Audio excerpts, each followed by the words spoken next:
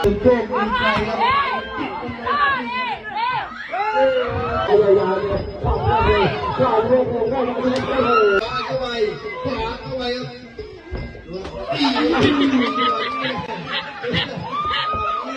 รับโอ้สเปซไม่ได้เอา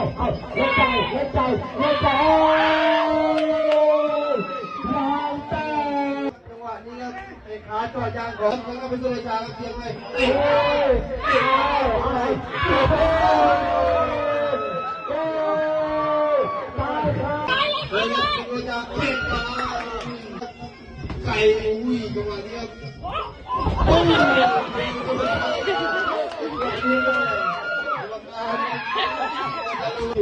รือว่าเป็นนาทีเป็นโอกาสนี่ยังโดนโดนที่เข้าไปผมยังไม่รู้